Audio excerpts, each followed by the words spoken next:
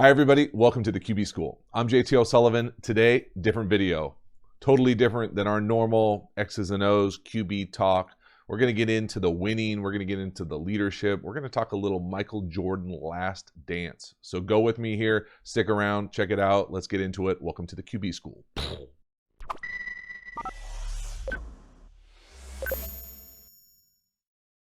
So unless you're living under a rock at the moment, you probably have seen, heard, know something about the Michael Jordan Last Dance documentary that's been playing as kind of a 10-part series on ESPN Sunday nights. So for me, it's been must-watch viewing. I haven't necessarily gone like full nerd into it and been able to like rewatch every single episode.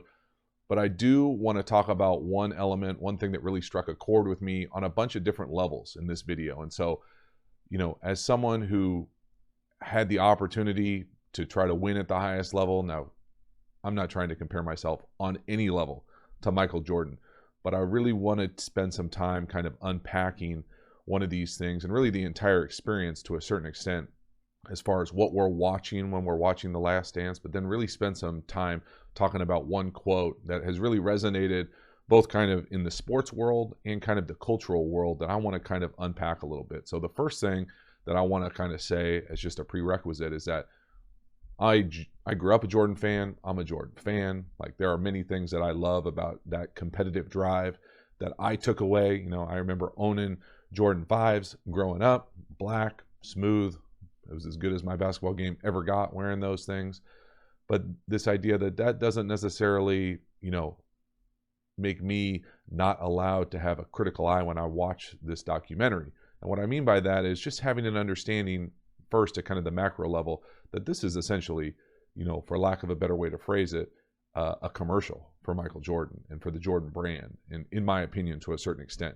Now, I don't know the back end of the house kind of requirements as far as what the editing was. I'm sure people will come at me in the comments about exactly what it was or what they've said it was. But to me, when I'm watching it, you know, how it's shined different lights on, you know, whether it's the general manager, Pippen, you know, the Pistons, you know, all those things, to me, it feels like an infomercial, like a long commercial to a certain extent. Now, I still at the same point love Jordan. Like he impacted my growing up, my relationship with sports, my, you know, kind of perception of competitiveness. And so all of those things kind of fall in that bucket for me. The next thing I really want to spend some time talking about, though, is this quote from the, I want to say episode 7, could have been episode 8, but I've seen it everywhere since. And this idea that winning has a price, leadership has a price, and basically, if I'm willing to do it, it's okay to do. So let me make sure I read the quote exactly right, because I want to get it right, because I want to unpack this on a few different levels. Winning has a price. Leadership has a price. I pushed people when they didn't want to be pushed. I challenged people when they didn't want to be challenged, but I never asked them to do something I wasn't willing to do myself. Michael Jordan, The Last Dance. So for me, there's an element of like, yeah, yes, it does. You're absolutely right. Absolutely. And I think that there is. I think the other thing, you know, from a critical standpoint is this feels to me very manufactured. Like this feels like something that someone would write that wants to be in quote books. And so I'm not, it might have been a totally organic thing, and I'm out of bounds for saying otherwise. But to me, it feels disingenuous because, you know, for a certain element, you know, winning and leadership definitely do have a price, but so does everything. Everything has a price, whether it's in monetary elements or within your time, your attention span. This video has a price. There is an element of price associated with everything. Now, you might not necessarily hold that mental model in your kind of intentional being in that present moment, but everything has a price. So pretending that only winning or leadership, now it might be more expensive, but that idea of, oh, it has a price, well, then we got to pay the price. Well, everything has a price. It's not really a great argument in my understanding. The other part about it is when you say winning or anything has a price, you're operating under the assumption, or that kind of phrase is operating under the assumption, that that price is the same for everyone. So let's unpack that a little bit. Winning absolutely does have a price. There is an element of commitment, of work, of dedication that you have to have an opportunity to win at whatever you're trying to win. But we're not all trying to win NBA championships, or we're not all trying to win in the professional sports arena.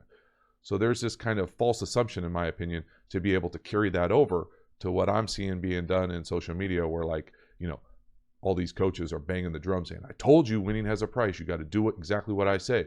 I'm not asking you to do anything I wouldn't do. And there is an element of leadership and influence in that. I get it. There absolutely is. And I think that there is a price to both winning and leadership. But that price isn't necessarily like the stock market. It's not the same for everyone. Now, it is kind of like the stock market, where it might fluctuate all the time. And it's not a static number. It's definitely a dynamic number that moves in and out of whatever that contextual setting is.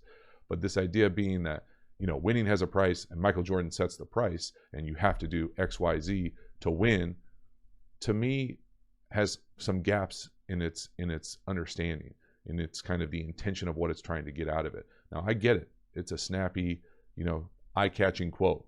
Winning has a price. Leadership has a price. Yes, and I agree that there is a price to be paid, and whether that's in commitment, time, dedication, you know, your kind of ego, your legacy, all those things. But to me, just by saying that then doesn't allow you to become an asshole. And this is coming from someone who is essentially a recovering asshole. And so this idea being that might be what you think, that might be what you think when you're in it. But when you reflect back on it, I think that if you don't kind of readjust, whether it's those priorities, and you could say, hey, you know, they wouldn't get those championships, you know, without that type of mindset. And that might be right. And so for Michael Jordan and for that time and period, this might have been the only way to extract those types of championships and that type of winning. But to say that that was the best way to do it, you know, I'm not sure. You know, 20 plus years later, it still kind of feels like he's trying to explain away, you know, why he was a jerk on a certain extent. And I just don't want, the main reason I wanted to talk about it is I don't want this to create a license for people to say, hey, Michael Jordan said winning has a price, leadership has a price, I'm going to be a clown, I'm going to be a jerk, I'm going to make you do all these things that I want you to do. That's not necessarily the intent of what I think is the best part of this quote. I think that there is some truth in it, absolutely. Winning does have a price. Leadership, influence has a price you have to be willing to pay, whether it's being vulnerable, whether it's about putting yourself out there, whether it's about failing, whether it's about trying something and it not working out. But don't get it twisted. Michael Jordan won the genetic lottery. Now, he might not have had 6 championships and been the GOAT for most people in just about every generation. But to say that, you know, his winning and his, you know, leadership capacity got him those 6 titles, I think that there is an element of that. But there's another element to say that he was a genetic freak, and that just about everybody is a genetic freak at the professional athlete level. To understand that those things go together. It's not just like, hey, if you just try to win really hard and you pay the price, you're going to get the object. You're not. And so that's the element that I think is kind of misleading and to a certain extent disingenuous when I feel like there are these packaged, you know, press release quotes coming out of this really long commercial about, hey, why was Michael Jordan, you know, kind of a jerk to his teammates and got in, you know, did whatever when he did whatever. You know, that type of thing for me, it just felt manufactured. The other part about this quote that I didn't like seeing when I, as kind of making the rounds, is I'm hypersensitive to pronouns. Now, when we get into the leadership world, the capacity to influence other people, whether it be small groups, basketball, kind of a smaller model of what that looks like, or large groups, whether it's corporation, bigger team, you know, any different level of leadership where you're trying to influence or mobilize a group of people towards a specific goal or outcome. You know, I'm hypersensitive to pronouns. And so when I see I in every single thing and they or them revealed in quote unquote this great leadership quote, to me, it just gives the wrong perspective. To me, I'm always looking to exchange those types of things with I for we, you know, they for us, you know, together, you know, those type of things where when I saw the quote, I, pun intended, saw a lot of I's. And again, for me, it's always kind of walking things back or trying to apologize for maybe some actions that probably at the time weren't really appreciated, but now even, decades later, you're still trying to explain away. And so for me, I just want to go back and read this quote one more time to kind of really put our mind around it, and not to say that there aren't some great elements of this. There really are. And we're going to see this quote. I'm going to see this quote for the rest of my sport life because it resonates with people. But I almost think it resonates because it's an oversimplification. And that, yes, you have to take it contextually. For Michael Jordan, this was the case. And there are things that we can pull as a case study to say, how can we increase our capacity to win, our capacity to lead, to influence people? But at the same time, realizing that there probably are some bones here of, a process that wasn't the best for everyone. Now, it might have got the best results this one time, but that doesn't mean that it's generalizable to every, high school and youth coach out there. So just being sensitive to that and being able to be critical of it while still appreciating it. I'm going to watch the last 2 episodes. I enjoy it. It's fun. But this isn't gospel for me, and I think it's important to be critical of it. So let's read it one more time. Winning has a price. Leadership has a price. I pushed people when they didn't want to be pushed. I challenged people when they didn't want to be challenged. But I never asked them to do something I wasn't willing to do myself. And so again, just paying attention to the words used there when we talk about how we're trying to influence people, what we're trying to achieve as a goal. The other part that I want to mention that I talk a lot about in my little leadership sports world is this idea of being able to, as long as you say, hey, I'm the model, follow me, I lead by example, is definitely an element of leadership. There's definitely no way to kind of go around it. It's important. It's kind of a barrier to entry. You must do that to increase your capacity to lead people. But at the same time, that doesn't give you kind of carte blanche kind of ability to do whatever you want.